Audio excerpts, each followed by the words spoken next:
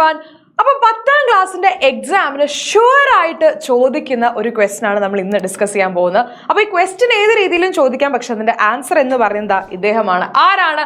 നമ്മുടെ ന്യൂറോൺ അഥവാ നാഡീകോശം എന്ന് പറയുന്നത്. ഇതിൽ നിന്ന് എപ്പോഴും ക്വസ്റ്റ്യൻസ് ചോദിക്കാറുണ്ട്. അധികവും നിങ്ങൾക്ക് ഒന്നെങ്കിൽ നിങ്ങൾക്ക് ഒരു ഡയഗ്രാം തന്നിട്ട് നിങ്ങൾക്ക് അതിൽ നിന്ന് ക്വസ്റ്റ്യൻ ചോദിക്കും, അല്ലെങ്കിൽ ഈ പറയുന്ന പോലെ നിങ്ങൾക്ക് ന്യൂറോൺ വരച്ചിട്ട് ഏതെങ്കിലും ഭാഗങ്ങൾ അടയാളപ്പെടുത്താനായിട്ട് പറയും. അല്ലെങ്കിൽ ഞാൻ പറഞ്ഞു ക്വസ്റ്റ്യൻ നിങ്ങൾക്ക് ഒരു പിക്ചർ തന്നിട്ട് ചിലപ്പോൾ നിങ്ങൾക്ക് ഏതെങ്കിലും ഭാഗം ഇതുപോലെ ഇങ്ങനെ തരും, എന്നിട്ട് ഇത് ഏതാണ് എന്ന് നിങ്ങളുടെ മാർക്ക് ചെയ്തിട്ട് അതിന്റെ ഫംഗ്ഷൻ എന്താണ് എന്നുള്ള രീതിയിലുള്ള ക്വസ്റ്റ്യൻസ് ഒക്കെ നമുക്ക് എക്സ്പെക്ട് ചെയ്യാം. പക്ഷെ ഞാൻ വീണ്ടും പറയുന്നു, ഇത് ഉറപ്പായിട്ടും ചോദിക്കുന്ന ഒരു ഭാഗം തന്നെയാണ്. യെസ്, അപ്പൊ ന്യൂറോണിന്റെ സ്ട്രക്ചർ ഞാൻ പറഞ്ഞു വളരെ ഇമ്പോർട്ടന്റ് ആണ്. അപ്പൊ എന്താണ് അത് അറിഞ്ഞിരുന്നേ മതിയാവുള്ളൂ. യെസ്, അപ്പൊ ന്യൂറോണിന്റെ സ്ട്രക്ചറിലേക്ക് നമ്മൾ വരുന്ന സമയത്ത് ന്യൂറോണിന്റെ സ്ട്രക്ചർ ഈ നടുവിൽ കാണുന്ന ഈ ഒരു ഭാഗം അല്ലെ, ഇങ്ങനെ ഈ ഒരു റൗണ്ട് ആയിട്ടുള്ള ഈ ഒരു സ്ട്രക്ചർ നമ്മൾ ന്യൂറോൺ എടുത്തു കഴിഞ്ഞാൽ എന്താണ്, നമ്മൾ ഏറ്റവും ലോങ്സ്റ്റ് ഏറ്റവും നീളം കൂടിയ കോശം അഥവാ ലോങ്സ്റ്റ് ആയിട്ടുള്ള സെല്ലായിട്ടാണ് നമ്മൾ ന്യൂറോണിനെ പറയുന്നത്. യെസ്, അപ്പൊ അതിനൊരു തലയും ഉണ്ടായിരിക്കും, ഇതാണ് അതിന്റെ തല, അതുപോലെ തന്നെ അതിനൊരു വാലും ഉണ്ടായിരിക്കും. അപ്പൊ ആ തല ഭാഗത്ത് കാണുന്നത് ഈ ഒരു ഏരിയ, ഇതിനെയാണ് നമ്മൾ എന്ത് പറയുന്നത്, ഇതിനെയാണ് നമ്മൾ സെൽ ബോഡി എന്ന് പറയുന്നത്. ഇതിനെയാണ് നമ്മൾ സെൽ ബോഡി അഥവാ കോശ ശരീരം എന്ന് പറയുന്നത്.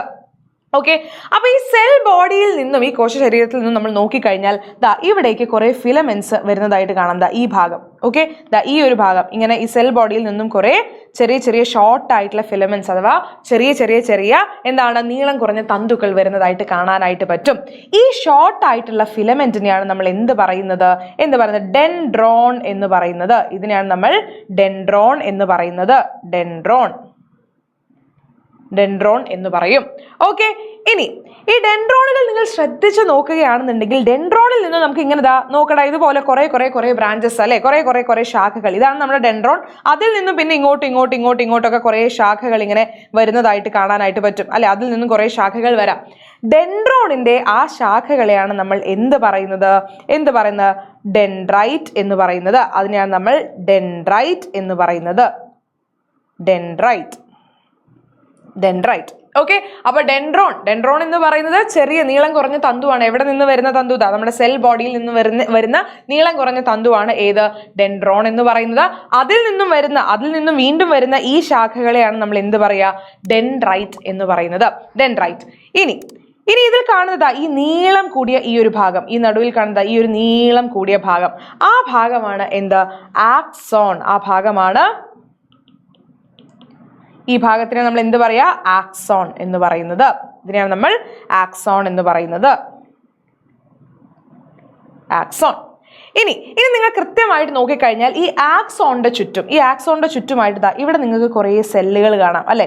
ഈ ആക്സോണിനെ ഇങ്ങനെ റാപ്പ് ചെയ്തിട്ട് അല്ലെങ്കിൽ എൻസർക്കിൾ ചെയ്തിട്ട് ഇതിനെങ്ങനെ ഒരു വലയം പോലെ, അതായത് ഇതിന് ചുറ്റുമുള്ള ഒരു വലയമായിട്ട് നമുക്ക് ചില സെല്ലുകളെ കാണാനായിട്ട് സാധിക്കും മക്കളെ. ആ സെല്ലിനെയാണ് നമ്മൾ എന്ത് പറയുക, അതിനെയാണ് നമ്മൾ ഷ്വാൻ സെൽ എന്ന് പറയുന്നത്. ഷ്വാൻ സെൽ അഥവാ ഷ്വാൻ കോശം.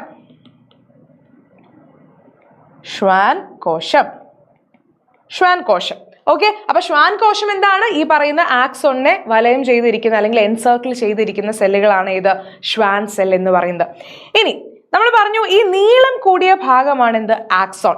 ഈ ആക്സോണിന്റെ ഈ പറയുന്ന ബ്രാഞ്ചുകൾ അല്ലെ, ആക്സോൺ ഇവിടെ എത്തിക്കഴിഞ്ഞാൽ ഇങ്ങനെ വീണ്ടും എന്താവുന്നുണ്ട്, ഇതുപോലെ ഇങ്ങനെ ചെറിയ ശാഖകളായിട്ട് മാറുന്നതായിട്ട് കാണാം. ഇതാണ് നമ്മുടെ ആക്സോൺ. ഈ ആക്സോൺ ഇവിടെ എത്തുമ്പോൾ എന്ത് ചെയ്യും, ഇങ്ങനെ കുറെ ശാഖകളായിട്ട് മാറുന്നത് കാണാം. ആക്സോണിന്റെ ഈ ശാഖയാണ് നമ്മൾ എന്ത് പറയുന്നത് ആക്സോണൈറ്റ് എന്ന് പറയുന്നത്. എന്താണ് ആക്സോണൈറ്റ്. ഡെൻഡ്രോണിന്റെ ശാഖകളെ നമ്മൾ ഡെൻഡ്രൈറ്റ് എന്ന് പറയും, ആക്സോണിന്റെ ശാഖകളെ നമ്മൾ ആക്സോണൈറ്റ് എന്ന് പറയും. ഇനി നിങ്ങൾ ഏറ്റവും അറ്റത്ത് നിങ്ങൾ നോക്കിക്കഴിഞ്ഞാൽ ഈ ആക്സോണൈറ്റിന്റെ ഏറ്റവും അറ്റത്ത് നിങ്ങൾക്ക് ഇങ്ങനെ ചെറിയ ഉണ്ട പോലെയുള്ള ഒരു സ്ട്രക്ചർ അല്ലെ, ഇങ്ങനെ ഒരു നോബ് പോലെയുള്ള ഇങ്ങനെ ഉരുണ്ടിട്ടുള്ള ഒരു സ്ട്രക്ചർ കാണാനായിട്ട് സാധിക്കും. അതിനെയാണ് മക്കളെ നമ്മൾ എന്ത് പറയുന്നത്, അതിനെയാണ് നമ്മൾ സിനാപ്റ്റിക് നോബ് എന്ന് പറയുന്നത്. അതിനെയാണ് നമ്മൾ സിനാപ്റ്റിക് നോബ് എന്ന് പറയും. Synaptic knob. ഓക്കെ, അപ്പൊ നമ്മൾ കണ്ടു എന്താണ്, ഇതാണ് നമ്മുടെ സെൽ ബോഡി എന്ന് പറയുന്ന കോശ ശരീരം. അതിലാണ് നമ്മുടെ ന്യൂക്ലിയസും ബാക്കി കാര്യങ്ങളൊക്കെ ഉണ്ടായിരിക്കാം. അതിൽ നിന്നും വരുന്ന ചെറിയ ചെറിയ ചെറിയ ഫിലമെന്റ്സ്, ഷോർട്ട് ഫിലമെന്റ്സ് അഥവാ ചെറിയ തന്തുക്കളാണ് എന്ത്, ഡെൻഡ്രോൺ. ഈ ഡെൻഡ്രോണിന്റെ ശാഖകൾ അഥവാ ബ്രാഞ്ചസ് ഓഫ് ഡെൻഡ്രോണിനെയാണ് നമ്മൾ എന്ത് പറയുന്നത്, ഡെൻഡ്രൈറ്റ് എന്ന് പറയുന്നത്, ഡെൻഡ്രൈറ്റ്. ഇനി ഈ സെൽ ബോഡിയിൽ നിന്നും പുറത്തേക്ക് വരുന്ന ഈ നീളം കൂടിയ ഭാഗമാണ് എന്ത്, ആക്സോൺ. ഈ ആക്സോണിനെ ചുറ്റി ആരുണ്ടായിരിക്കും, ഷ്വാൻ സെൽസ് അഥവാ ഷ്വാൻ കോശങ്ങൾ ഉണ്ടായിരിക്കും. ഡെൻഡ്രോണിന്റെ ബ്രാഞ്ചുകൾ ഡെൻഡ്രൈറ്റ് ആണെങ്കിൽ ആക്സോണിന്റെ ബ്രാഞ്ചിനെ നമ്മൾ ആക്സോണൈറ്റ് എന്ന് പറയും, ആക്സോണൈറ്റ്. ഇനി അതിന്റെ ഏറ്റവും അറ്റത്തായി നമുക്ക് ഇങ്ങനെ നോബ് പോലെ കിടക്കുന്ന ഒരു സ്ട്രക്ചർ കാണാം, അതിനാണ് സിനാപ്റ്റിക് നോബ് എന്ന് പറയുന്നത്. അപ്പൊ എന്താണ് ഇവരുടെ ഫംഗ്ഷൻ എന്ന് പറയുന്നത്, ഈ പറയുന്ന നമ്മുടെ ഇവിടെ ഒരു ന്യൂറോൺ അല്ലെ, കുറെ ന്യൂറോൺസ് ഇങ്ങനെ വെച്ചിരിക്കുകയാണ്. അപ്പൊ അതിൽ നിന്നും ന്യൂറോൺസ് വേറൊരു ന്യൂറോണിൽ നിന്നും വരുന്ന ഇമ്പൾസിനെ അഥവാ ആവേഗത്തിനെ ആരാദ്യം വാങ്ങും, നമ്മുടെ ഈ ഡെൻഡ്രൈറ്റ് ആദ്യം വാങ്ങും അല്ലെ. തൊട്ടടുത്ത ന്യൂറോണിൽ നിന്നുള്ള സന്ദേശത്തിനെ എന്ത് ചെയ്യും, നേരെ നമ്മുടെ ഡെൻഡ്രൈറ്റ് ഇങ്ങോട്ട് സ്വീകരിക്കും, നേരെ ഇങ്ങോട്ട് ആക്സെപ്റ്റ് ചെയ്യും. ഡെൻഡ്രൈറ്റിൽ നിന്ന് ഡെൻഡ്രോൺ എന്താ ചെയ്യുക, ഡെൻഡ്രോൺ വേഗം ഡെൻഡ്രൈറ്റിൽ നിന്നും ആ ഇമ്പൾസിനെ വാങ്ങും അല്ലെ. ഡെൻഡ്രോൺ എന്ത് ചെയ്യും, നേരെ ഡെൻഡ്രൈറ്റിൽ നിന്നും അത് വാങ്ങി സെൽ ബോഡിയിലേക്ക് എത്തിക്കും. ഡെൻഡ്രോൺ എന്ത് ചെയ്യും, നേരെ സെൽ ബോഡിയിലേക്ക്, അതായത് ഡെൻഡ്രൈറ്റിൽ നിന്നും നേരെ, ഇതാണ് നമ്മുടെ ഡെൻഡ്രൈറ്റ്, ഇവിടെ നിന്നും ഇങ്ങോട്ട് എത്തിക്കുന്ന ആളാണ് ആര്, നമ്മുടെ ഈ പറയുന്ന ഡെൻഡ്രോൺ. ഓക്കെ, ഇനി സെൽ ബോഡിയിൽ നിന്നും നമ്മുടെ ഇമ്പൾസിനെ നേരെ ഇങ്ങോട്ട് പുറത്തേക്ക് കൊണ്ടുപോകുന്ന ഈ ഒരു ഭാഗമാണ് എന്ത്, ആക്സോൺ. അപ്പൊ ആക്സോണിന്റെ ഫംഗ്ഷൻ എന്താണ്, ഇമ്പൾസിനെ സെൽ ബോഡിയിൽ നിന്നും നേരെ പുറത്തേക്ക് കൊണ്ടുപോകുന്നു. പുറത്തേക്ക് എന്ന് പറഞ്ഞു കഴിഞ്ഞാൽ ഈ ഒരു ഭാഗത്തേക്ക്, നമ്മുടെ ആക്സോണൈറ്റിന്റെ ഭാഗത്തേക്ക് കൊണ്ടുപോകുന്നു, അതാണ് ആക്സോണിന്റെ ഫംഗ്ഷൻ. ഇനി ആക്സോണിന്റെ ഫംഗ്ഷൻ കഴിഞ്ഞ് നേരെ എന്ത് ചെയ്യും, നേരെ ഈ പറയുന്ന ആൾക്കാരെ, ഈ പറയുന്ന ഇമ്പൾസിനെ നേരെ എന്ത് ചെയ്യണം, സിനാപ്റ്റിക് നോബിലേക്ക് എത്തിക്കണം. സിനാപ്റ്റിക് നോബ്, ഈ അറ്റത്തുള്ള സിനാപ്റ്റിക് നോബിലേക്ക് എത്തിക്കേണ്ട ഡ്യൂട്ടി ആർക്കാണ്, ആക്സോണിന്റെ ബ്രാഞ്ചുകളായിട്ടുള്ള, ആക്സോണിന്റെ ശാഖകളായിട്ടുള്ള ആക്സോണൈറ്റിനാണ്. ഓക്കെ, ക്ലിയർ ആണല്ലോ. അപ്പൊ ഓരോന്നിന്റെ ഫംഗ്ഷൻ ക്ലിയർ ആയല്ലോ. ഇനി അപ്പൊ നമ്മൾ പറഞ്ഞു ഡെൻഡ്രൈറ്റ് ആണെന്നുണ്ടെങ്കിൽ ബ്രാഞ്ചസ് ആണ് ഡെൻഡ്രോണിന്റെ, എന്താണ്, അഡ്ജസന്റ് ന്യൂറോണിൽ നിന്നും ഇമ്പൾസിനെ റിസീവ് ചെയ്യുന്നതാണ് ആര്, ഡെൻഡ്രോൺ എന്ന് പറയുന്നത്, സന്ദേശങ്ങളെ സ്വീകരിക്കുന്ന ഭാഗമാണ്. ഇനി ഡെൻഡ്രോൺ എന്ന് പറഞ്ഞാൽ എന്താണ്, ഷോർട്ട് ആയിട്ടുള്ള ഫിലമെന്റ്. യെസ്, ഡെൻഡ്രൈറ്റ് നമ്മൾ പറഞ്ഞു അഡ്ജസന്റ് ന്യൂറോണിൽ നിന്നും, തൊട്ടടുത്ത ന്യൂറോണിൽ നിന്നും, നാഡീകോശത്തിൽ നിന്നും ഇമ്പൾസിനെ സ്വീകരിക്കും. എന്ത് ചെയ്യും, ഡെൻഡ്രോൺ എന്ത് ചെയ്യും, ഡെൻഡ്രോൺ അതിനെ നേരെ എങ്ങോട്ട് കൊണ്ടുപോകും, സെൽ ബോഡിയിലേക്ക് കൊണ്ടുപോകും അല്ലെ, കോശ ശരീരത്തിലേക്ക് ആവേഗങ്ങളെ എത്തിക്കും.